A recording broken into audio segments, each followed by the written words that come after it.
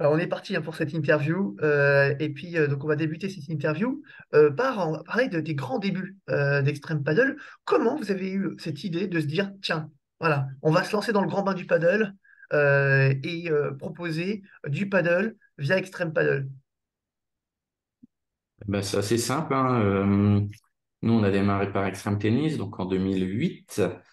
Et puis moi, c'est un sport que j'ai connu en 2012 à l'étranger. Donc quand je suis arrivé, j'ai regardé un petit peu s'il y en avait sur la région française. Donc il y en avait du côté de Lille, près de chez nous. Hmm. Et puis après, ça fait son petit bout de chemin. Ça a commencé à arriver sur le secteur. Et puis nous-mêmes, l'équipe a commencé à y jouer. Et c'est vers 2000, j'ai envie de dire 2019-2020, Mm. je pense qu'on a commencé à y jouer. On l'a implanté sur Extreme Tennis, une petite partie. On a vu que ça prenait bien. Donc, ensuite, il y a eu le Covid. Le Covid, le padel a commencé encore à bien monter. Et c'est en 2021, Ouais. si je dis pas de bêtises. Ouais, 2021 qu'on a commencé à se dire, bon, ben, il faudrait peut-être séparer Extreme Ouais. Tennis et Extreme Padel. Et je pense que c'est qu'en 2022. En mai 2022, ouais, on a Ouais. lancé. Et c'est en mai 2022, du coup, qu'on a lancé le site Extreme Padel. Et aujourd'hui, l'équipe joue majoritairement plus au padel qu'au tennis. Ouais, ouais. Donc, on est une équipe de 8 personnes, hein, pour information. Et Équipe de, équipe de 8 personnes euh, en 2020. 2019 ou 2020, vous vous lanciez dans le paddle via Extreme Tennis, c'est ça? c'est C'est ça, c'est exactement. 2019 ou 2020? C'était 2019, je pense qu'on a Ouais. commencé 2019. à d'abord par les marques de tennis, du coup, à développer les produits padel, puis après on a intégré les marques spécialistes comme Blue Padel, Nox, etc. Et on voulait plus effectivement cantonner nos produits padel dans un petit onglet sur le site Extreme Tennis, parce que bah, voilà, ça prenait de l'ampleur et en y jouant, on comprenait aussi pourquoi ça prenait de l'ampleur, donc on a eu envie de créer la deuxième entité. Est-ce qu'aujourd'hui, on va dire, est-ce que le paddle est venu rattraper un peu son grand cousin ou son grand frère, le tennis, en termes de chiffre d'affaires? On en est où? Alors, on est encore loin, encore loin. Par contre, ça monte. Mais nous, on monte aussi dans le tennis, donc on prend des parts de marché. Mais par contre, effectivement, on sent que dans le padel, il y a un gros engouement. Et là, aujourd'hui, on est à peu près à 20% du chiffre d'affaires qui est effectué par le padel. Donc, si on prend par exemple l'extrême tennis, C'est à peu près 20%. Par rapport au chiffre d'affaires total, le paddle aujourd'hui, c'est 20%. alors pour être clair, extrême padel, c'est 11% du chiffre d'affaires par rapport à extrême tennis. Mais comme on a du padel également sur extrême tennis, des gens viennent par cette voie d'entrée. Donc, si tu veux, au total, ça Au représente à peu cumulé. près 20%.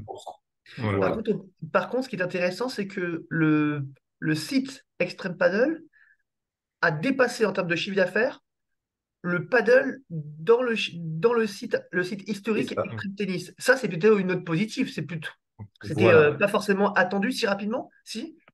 Si, parce qu'on se disait que le joueur de padel, il n'avait pas forcément envie d'acheter sur un site de tennis. Et nous, on a vraiment ce côté hyper spécialiste. Là, Mm. comme je te disais tout à l'heure, quasi toute l'équipe joue au Au padel. paddle. Ben, je suis en train de réfléchir, on joue même tous. C'est là, on Ouais. joue tous au padel. Il y a encore une personne qui fait moitié tennis, Ah, moitié padel. Mais sinon, tout le reste joue plus au padel qu'au tennis. sur l'équipe de 8 personnes, dorénavant, ce sont 7 qui jouent plus qu'au paddle et un peu hybride qui joue au paddle et au tennis. C'est ça. Voilà. L'an dernier, il y avait Exceptionnel. encore Alors, quelques joueurs de tennis, mais voilà, on a tous switché c'est là, c'est- hein. c'est exceptionnel. Alors qu'on le rappelle, vous venez tous du tennis. Oui, C'est ça. oui. C'est ça. Bon, on atteint un certain plafond de verre au tennis à un moment donné. Donc, alors moi, Mm. je continue à jouer un peu. Là, je suis un peu blessé, mais je continue quand même à jouer un peu au tennis. Il y a un vendeur au magasin également. Mais c'est vrai que ben, tout le reste a switché pour le padel. Est-ce que justement, vous vous dites pas que ce transfert du tennis vers le paddle Bah, c'est peut-être un risque, c'est peut-être une perte. Est-ce que c'est une perte de joueurs de tennis pour le tennis justement, ou alors de toutes les manières, vous étiez des joueurs qui aviez arrêté plus ou moins le tennis, et donc pour vous, ça vous permet de vous relancer dans un sport de raquette tout simplement. Vous mettiez vous mettez dans quelle case? Dans celui qui, parce qu'il y a le paddle, tiens super, bon bah j'arrête le tennis et je joue au paddle, ou alors vous étiez déjà dans une phase d'arrêt et qu'au final ça vient vous relancer dans un sport de raquette. Non, moi, j'ai une vision un peu différente.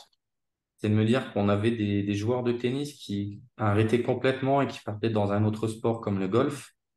Et là, ça nous permet, ces clients-là, de les capter par le biais par le biais du padel. Moi, pour ma part, je continue toujours le tennis. Toi, Bertrand, tu as vraiment J'ai switché. fait l'année dernière, j'ai essayé de faire les deux. C'est vrai que c'est un peu compliqué par le format des tournois de tennis où on est voilà convoqué sur la durée tous les soirs, etc. Le padel, c'est un petit peu différent, même si on rentre tard le soir ou qu'on est pris toute la journée, au moins on sait quand on commence, quand on arrête. Et puis, il y a cette dynamique de groupe, le fait de jouer avec les copains. Enfin, c'est pas du tout la même ambiance que tennis où voilà, on va faire sa partie, on va rentrer chez soi. Là, on fait la partie, on est quatre, on boit un coup, c'est plus convivial. Et c'est vrai que je comptais pas du tout arrêter le tennis. Et puis petit à petit, je me suis rendu compte que je pouvais pas faire les deux et que bah, si j'avais en privilégié un, au moins pour le moment, ce serait le padel. Je pense qu'il y a pas mal de joueurs de tennis qui sont dans ce cas-là. Voilà, avec la famille, etc. C'est un peu compliqué de faire les deux. Après, il y a des joueurs qui continuent. Moi, j'ai des connaissances qui arrivent à jumeler, à faire trois tournois de tennis dans le mois et quatre P100, ça gêne pas. Donc on a encore quand même des joueurs hybrides, on va dire, sur le site Extreme Tennis. C'est pour ça qu'on n'a pas non plus complètement clôturé. C'est qu'on a des commandes qui sont à la fois tennis et padel sur ce site-là. On parle parfois de la perte de vitesse du tennis, on entend maintenant parler depuis pas mal d'années, hein. Et paradoxalement, vous me dites que dans le tennis, vous avez un site qui aujourd'hui dans le tennis est en train qui augmente aussi son chiffre d'affaires, un peu à contre-courant peut-être, avec l'idée qu'on reçoit du tennis en perte de vitesse, contre, enfin, quel est votre avis par rapport à ça? Ouais, non, le tennis, effectivement, je pense qu'il va être en perte de vitesse. Et le padel, effectivement, alors pour répondre en avant, effectivement, le padel cannibalise le tennis. Ça, c'est Ah, une certitude. vous trouvez qu'il cannibalise le tennis, le padel? Ben, on a beaucoup de joueurs qui ont arrêté le tennis pour uniquement se consacrer au padel. Nous, si tu veux, en face de nos locaux, on a quatre terrains de tennis, deux terrains de padel. Et du coup, là où c'est mon club, et on a plein de joueurs qui sont en train d'arrêter le tennis pour le padel. Donc oui, ça cannibalise forcément une partie des joueurs de tennis. On parlait du futur. Comment ça va se passer? Comment ça va s'organiser demain avec Extreme Paddle? Vous avez déjà des idées, des axes d'amélioration? Euh, Oui, voilà, on est en train de refaire entièrement la structure technique du site pour avoir quelque chose qui soit encore un peu plus convivial et puis un peu plus Plus performant et plus optimisé en termes de référencement. Et on va avoir du coup une refonte qui nous permettra aussi d'ouvrir un extrême padel.it pour aller attaquer le marché italien qui est aussi en plein essor. Donc Ah, on a voilà, ça va être aussi bien la charte graphique, elle va être un petit peu améliorée, la technique, elle va être améliorée, la rapidité, la fluidité pour l'utilisateur aussi, et on va aussi se développer du coup en Italie. donc ça c'est une première partie. en Et après la 2024? À partir de quand? oui, ben Janvier, ouais, non. février? À partir logiquement janvier. Ah, C'est d'accord, la logiquement janvier. voilà, c'est ça. En fait, le site aurait déjà dû être fait fin d'année. Il y a des petits délais, mais vraiment on veut. Comme on a déjà un existant, on a envie d'avoir quelque chose de très optimisé quand ça sort. On n'est pas pressé particulièrement de sortir. On a envie de faire les choses proprement, donc on est Et voilà, vous- on est là, on est sur janvier. Donc en règle générale, c'est plutôt l'Espagne traditionnellement qui va vendre en Italie ou l'Italie en Italie. Et là, cette fois-ci, ce sera la France vers l'Italie. C'est Si je ça. C'est comprends bien. ça. L'Espagne, je pense que c'est un marché qui est déjà bien implanté. Ouais. L'Italie, nous, on a un peu d'expérience parce qu'Extreme Tennis, on a une petite version italienne, donc on connaît un petit peu le marché et ça nous semblait cohérent au vu des chiffres, étant donné que le padel en Italie se dévoile. Donc ça, c'est cette partie 1 et partie 2, c'est aussi c'est vraiment travailler autour de la communication, les réseaux, des tests produits, vidéos, etc. Donc ça, sur 2024, on sera un peu plus présent aussi sur les réseaux. Donc ça, c'est la partie c'est Extreme Paddle prend la direction en Italie. Euh, on n'a pas parlé un petit peu du parcours positif, parfois parcours négatif. Est-ce qu'il y a eu des choses qui vous ont étonné, choqué peut-être, et puis, euh, Je et pense puis que l'inverse. 2023, ouais, non, 2023 pour nous.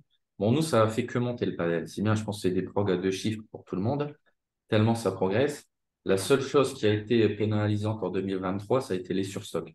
Donc, on a Ah, tous été surstockés suite aux pénuries. Tout le monde s'est un peu affolé parce que quand on recevait 50 raquettes, on mettait une journée ou deux à les vendre et on pouvait pas avoir plus de quantité. Et on s'est fortement engagé pour 2023. Sauf que bah, la courbe, tout le monde a été surstocké, donc il y avait trop de raquettes sur le marché et les prix ont déraillé. Donc effectivement, on a une année 2023 où les prix ont été carrément massacrés. Là, on revient à des prix à la normale. Donc nous, hormis ça, il n'y a pas, si c'est une bêtise. Non, il y a des spécificités un petit peu au padel, comme par exemple les bris de raquettes, beaucoup plus fréquents que les raquettes de tennis. Euh, c'est une autre façon de voir, mais on arrive à s'organiser pour être réactif, pour prendre en charge vis-à-vis des marques ce qui peut être pris en charge, et puis bien aussi éduquer un petit peu la clientèle qui vient du tennis et qui se retrouve à acheter une raquette à 300 euros et la casser au bout de 10 minutes parce qu'il a claqué contre une vitre. Donc il y a des choses qui sont un petit peu à apprendre. On dit bah oui, effectivement, même si c'est une raquette haut de gamme, ça reste un produit fragile. On a des protections, voilà, pas claquer la raquette par terre, etc. Bon, alors on- justement, je voulais vous en parler là, vu qu'il y a, vu, 1, 2, 3, vous avez l'expérience du tennis. Le joueur de tennis qui se lance dans le paddle, au final, ça lui coûte plus cher qu'au tennis. Parfois, on dit le tennis, ça coûte plus cher parce il y a le cordage, parfois ouais. on parle même des balles qu'il faut changer quasiment à chaque match, mais au final, le paddle, c'est à peu près pareil. Et puis surtout, c'est que le paddle, il n'y a peut-être pas de cordage, mais là, c'est la Mais il y a raquette des qui raquettes craque. qui se changent tous les Ouais. 6 8 mois. Voilà. Ça, c'est pareil. Disons que le tennis, on voit quand le cordage est rincé, on peut vraiment le sentir qu'il y a une perte de tension, etc. Au padel, il faut aussi leur dire, bah voilà, la mousse, au bout d'un moment, ce sera, voilà, si ça traîne dans le sable, au soleil, etc., ce sera plus le même rendement qu'au début. À force de jouer, de se matcher, ça s'use. C'est moins c'est moins visible, on va dire. Et par contre, ça peut aussi favoriser les risques de blessures, etc. Donc, il y a effectivement un apprentissage, mais on le fait nous aussi. Enfin, on l'a fait en jouant et on arrive à expliquer sans trop de mal les spécificités du padel, parce que forcément, il y en a par rapport au tennis. Alors, donnez-moi peut-être, allez, tu as parlé du fait de ne pas laisser sa raquette dans sa voiture, hein, si c'est de ça dont tu parlais, je pense. Oui. Et peut-être y a-t-il encore un ou deux autres conseils pour permettre aux raquettes de durer un peu plus? Euh, Oui, c'est simple. Quand un joueur de padel prend sa balle sur le sol, si tu veux, souvent il vient se frapper comme ça pour prendre la balle. Sauf qu'en fait, il y a un gros impact sur la mousse. Donc déjà ça, moi, quand je vois ça sur le terrain ou en magasin ou par téléphone lorsqu'on a les clients, on leur dit surtout ça, faites attention. Les chocs contre les grilles, contre les vitres, bon, bah, c'est tout des micro-chocs. Et après, effectivement, la voiture, surtout pas la laisser dans le coffre avec les chaleurs extrêmes, quoi. Il fait froid, il fait chaud. Bon, Idéalement, un combi avec une mousse isolée thermiquement, déjà, ça protège un petit peu la mousse des variations de température. Et puis après, voilà, la bande de protection, on a des raquettes qui sont parfois même, par exemple, si on prend les raquettes Nox haut de gamme, elles sont livrées sans protection. On dit vraiment, voilà, mettez-la. Ça garantit pas tout, mais ça limite déjà fortement parce qu'on va avoir tout un tas de petites griffes, de petits chocs qui vont venir fragiliser la raquette. Ceux-là, on peut les éviter. Après, les grosses casses, les gros coups, bah forcément, c'est pas non plus magique, mais voilà, on met tous les points du côté du client pour sécuriser sa raquette le maximum. Euh, je ne sais pas s'il faut le dire, mais est-ce qu'il y a peut-être des types de raquettes, je n'ai pas dit marque, hein, des types de raquettes sur lesquelles il faut faire plus attention parce qu'elles ont une tendance à plus se détériorer. Je pense à peut-être une mousse particulière, à une technologie particulière. Voilà, vous n'avez pas ça. Alors, On n'a si pas vous n'avez pas encore de eu de réponse. retour particulier sur des modèles qui seraient plus fragiles que d'autres. C'est vraiment faire attention à celles qui sont livrées nues, sans protection, type Metal Shield, etc., qu'on peut retrouver chez Blue Panel, ou les protecteurs, ne serait-ce que les protecteurs autocollants transparents déjà collés chez Edge. Enfin, ouais, il y a des Ça marques fait le job. Ça, la petite protection sur le. ah, Ça c'est un fait déjà un petit minimum. peu le C'est un job. minimum. Disons, quand elle n'est pas là, le moindre petit choc, on le voit. On va avoir une raquette neuve, on va aller chercher une balle près du sol, on va râper la surface sableuse, la moquette artificielle, et on va déjà avoir une grosse trace sur sa raquette. C'est dommage, ça peut être évité facilement, ça, avec une petite bande de protection à moins de 10 euros. Après, non, on n'a pas eu spécifiquement des modèles qui posaient problème plus On que avait d'autres. quelquefois des SMU où les joueurs qui frappaient fort, Ouais. effectivement, ça a cassé en plein milieu.